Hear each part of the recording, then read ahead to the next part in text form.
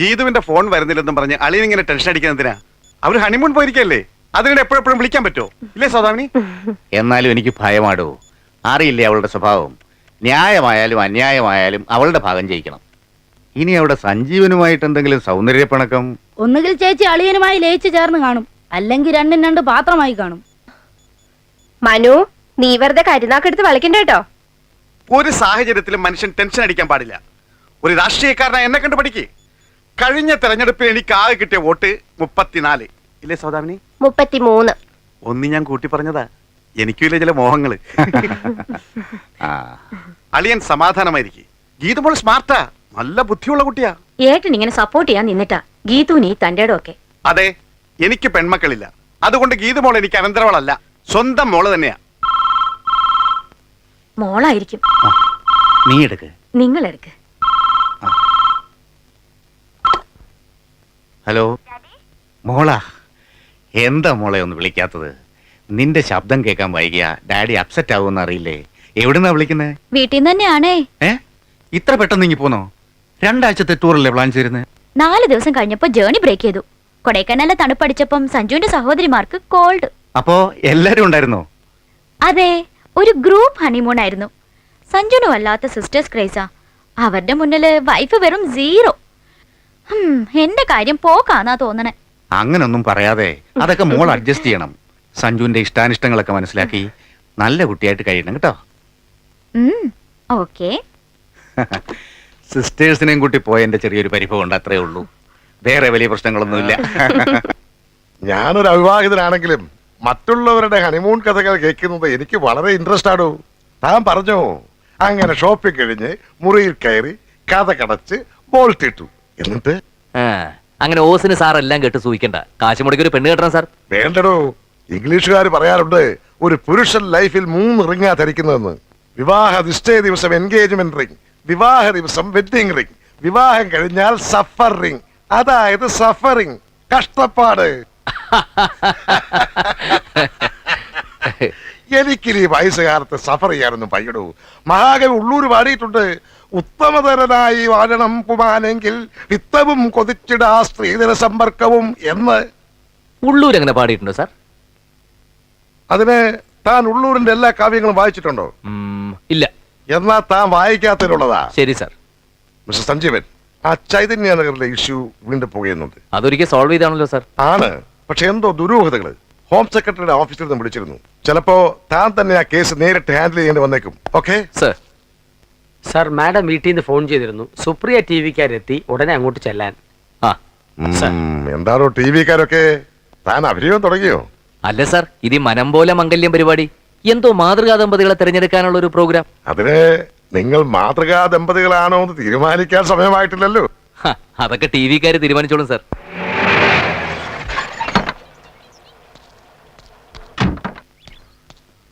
Good evening. Good evening. 1/2 മണിക്കൂറായി wait ചെയ്യുന്നു. You are late. Sorry uncle, ഓഫീസിൽ 1-2 കാര്യങ്ങളുണ്ടായിരുന്നു. It's okay. ഇന്നത്തെ കപ്പിൾസിൽ നിങ്ങളാ യങ്ങസ്റ്റും ലേറ്റസ്റ്റും ഒക്കെ. സഞ്ജീവന പ്രോമിനന്റ് ഫിഗർ, സ്മാർട്ട് ആയിരിക്കണം.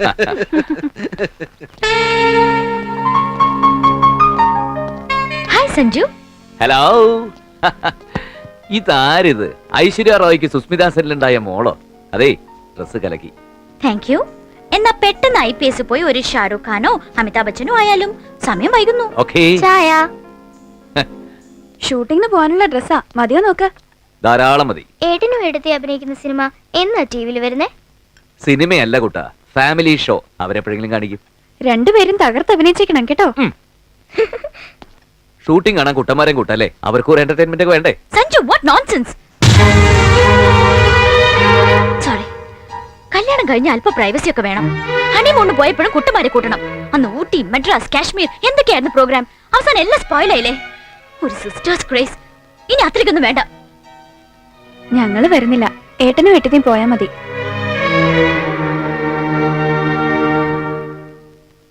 കുട്ടന്മാരെ, ഇപ്പൊ തന്നെ സഹോദരിമാരോട് ഏട്ടൻ ഒത്തിരി സ്നേഹവും ഓവർ അറ്റാച്ച്മെന്റ് ഒക്കെ ഉണ്ട്. ഇനിയിപ്പോ ഒരുപാട് പൊളൈറ്റ് ആയിട്ട് ഞങ്ങൾ വരുന്നില്ല, ഏട്ടനും ഏട്ടത്തിയും പോയാ മതി എന്നൊക്കെ പറഞ്ഞത് അങ്ങോട്ട് കൂട്ടണ്ട.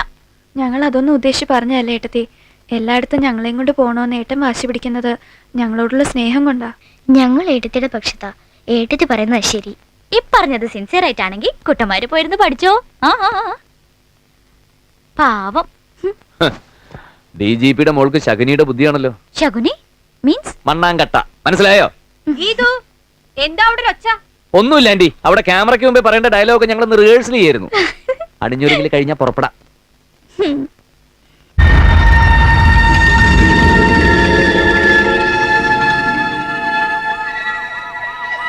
കമ്മീഷണർ എത്തി.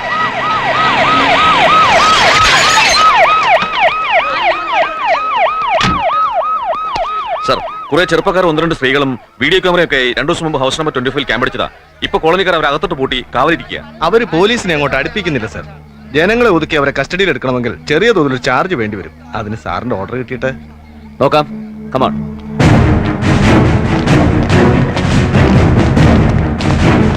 വേണ്ട, ഇനി പോലീസിന് സഹായം വേണ്ട. കമ്മീഷണറുടെ മൂക്കിന് താഴെ ഈ ചെറ്റത്രൻ മടക്കാൻ തുടങ്ങിയിട്ട് മാസം 1-2 ആയല്ലോ. ഇപ്പോഴാണ് എഴുതുള്ളത്. ഞങ്ങളും 5 ശമ്പളം പറ്റുന്ന ഉദ്യോഗസ്ഥന്മാരാ.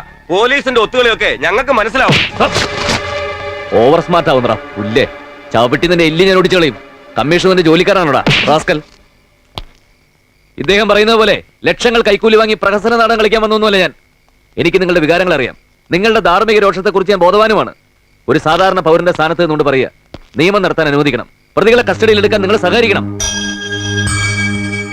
കമ്മീഷണർ എന്ന നിലയ്ക്ക് ഒരു കാര്യം ഉറപ്പുവരുന്നു, നഗരത്തിൽ ഇനി ഇങ്ങനെ ഒരു ആന്റി സോഷ്യൽ ആക്ടിവിറ്റി അരങ്ങേറില്ല. ഈ വാക്കുകളിൽ നിങ്ങൾക്ക് വിശ്വാസം ഉണ്ടെങ്കിൽ please allow me to carry out my duty. Please sir. Come on.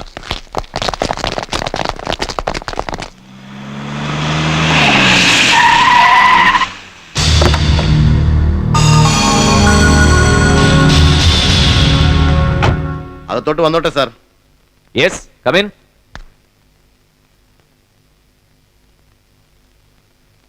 നമസ്കാരം. ഞാൻ കുരുക്കളാണേ. ഇരിക്കൂ.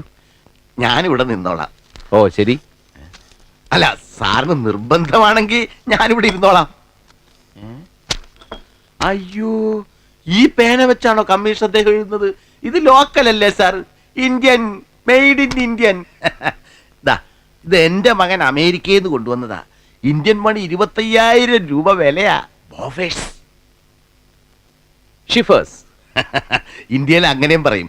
സത്യം പറഞ്ഞാൽ ഇതുകൊണ്ട് എഴുതി തുടങ്ങിയാൽ പിന്നെ അടച്ചു വയ്ക്കാനേ തോന്നില്ല. ചെറുന്നൊരു പോക്ക. ഇത് വെച്ചൊരു കഥേനെ കവിതേനെ എഴുതിയാലുണ്ടല്ലോ കലക്കും. അത് സാറിനിരിക്കട്ടെ, എന്റെ ഒരു സന്തോഷത്തിന്. പേന കൊള്ളാം, പക്ഷെ ഇത്രയും വില കൂടിയ പേന വെച്ച് എഴുതാനുള്ള കഥയൊന്നും ഇവിടെ ഇല്ല. ഇത് സാറിനെ തന്നെ ഇരിക്കട്ടെ. പിന്നെ വന്ന കാര്യം എന്താന്ന് വെച്ചാ പറയണം. അത് പറയാം.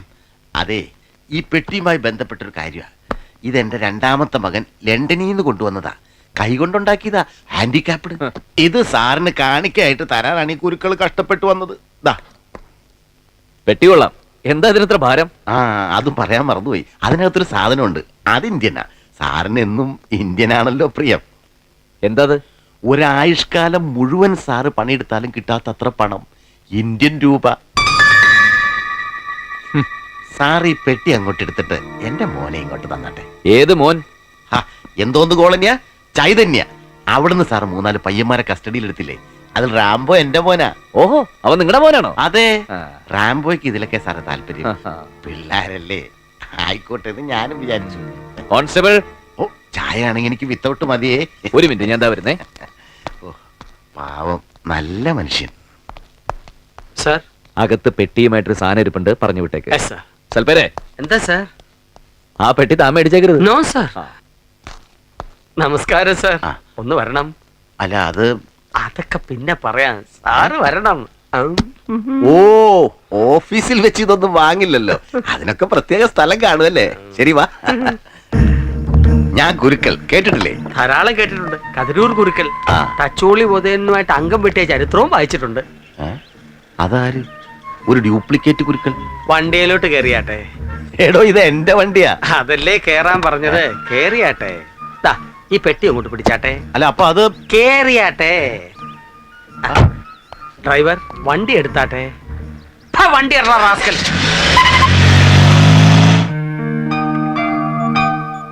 നിനക്കെന്തോ ഒരുപാട് പറയാനുണ്ടെന്നല്ലേ പറഞ്ഞത്? പിന്നെന്താ ഒരു മൗനം? സഞ്ജീവനുമായിട്ട് എന്തെങ്കിലും പ്രശ്നം ഉണ്ടായോ മോളെ? എന്തുണ്ടെങ്കിലും തുറന്നു പറ മോളെ. കമ്മീഷൻ നിലക്ക് നിർത്താൻ വാക്കേറ്റോ കയ്യേറ്റോ എന്തിനു മക്കൾ തയ്യാറാണ്. സഞ്ജീവൻ IPS ജീവനോടുണ്ടോ ചേച്ചി? Manu, don't play the fool.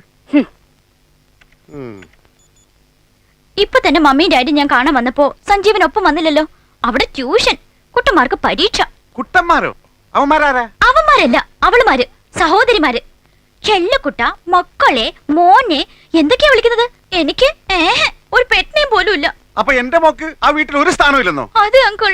ആഹാ, ഇത് കൈകാര്യം ചെയ്യണം. അവൻ അത്ര വലിയ കമ്മീഷനാണെന്ന് നോക്കണ്ട. ഞാൻ CM-നെ വിളിച്ച് പറയാൻ മോളെ. അല്ലെങ്കിൽ വേണ്ട, സഞ്ജീവനെ ഞാൻ നേരിട്ട് തന്നെ കണ്ടു കൊടുക്കാം. പെങ്ങന്മാരെ നിർത്തേണ്ട സ്ഥാനത്ത് തന്നെ നിർത്തണം. ആഹാ, അളിയനെന്ത് പറയുന്നു? കല്യാണം കഴിച്ചെന്ന് കരുതി സഞ്ജീവൻ എന്താ പെങ്ങന്മാരെ ഞാൻ കൊന്നുകളയണോ എന്ന് ഞാൻ പറഞ്ഞില്ല. കല്യാണം കഴിഞ്ഞാൽ പിന്നെ ഭാര്യക്കായിരിക്കണം ഒന്നാം സ്ഥാനം, അല്ലേ സൗദാമിനി? ഒന്നും ഉണ്ടായിരിക്കണോ? സഞ്ജീവന്റെ സഹോദരിമാര് അമ്മയില്ലാതെ വളരുന്ന കുഞ്ഞുങ്ങളാ. അവരെ അവൻ കൂടുതൽ ഫേവർ ചെയ്യുന്നെങ്കിൽ അതവന്റെ മനസ്സിന്റെ നന്മയാ. എന്താ തർക്കമുണ്ടോ അതെനിക്ക്? മോളെ, Sanjeevan is very devoted and sincere to you. പിന്നെ ഭാര്യയും കെട്ടിയൊരുക്കി ക്ലബിലും പാർട്ടിക്കും ഒന്നും പോകുന്നില്ലായിരിക്കും. അങ്ങനെ നടക്കുന്നവരുണ്ട്. അവരുടെ ജീവിതത്തിൽ താളപ്പഴകളും ഉണ്ട്. ആ, മോള് ജീവിതം പഠിച്ചു വരുന്നതല്ലേ ഉള്ളൂ. സഞ്ജീവന്റെ മഹത്വം എന്താണെന്ന് ഒരിക്കൽ എന്റെ മോൾ അറിയും, അല്ലേ ലക്ഷ്മി? മോൾ ഒന്നും ഓർത്ത് വിഷമിക്കരുത്. സഞ്ജീവിന്റെ പെങ്ങന്മാരൊക്കെ കല്യാണം കഴിഞ്ഞങ്ങ് പോകൂലേ. അതുവരെ അഡ്ജസ്റ്റ് ചെയ്ത് അവളുമാർക്ക് അടിമയായിട്ട് കഴിയണമെന്ന് നടക്കില്ല മമ്മി. എന്റെ ശരീരത്ത് ഓടുന്നതേ DGP രാജശേഖരൻ നായരുടെ ബ്ലഡാ. ഉടനെ ഒരു ട്രാൻസ്പ്ലാന്റേഷൻ നിങ്ങൾക്ക് പ്രതീക്ഷിക്കാം. അതെന്ത് കുന്തുവാ? അവളുമാരിന്ന് സഞ്ജീവനിയും പറിച്ചെടുത്തോണ്ട്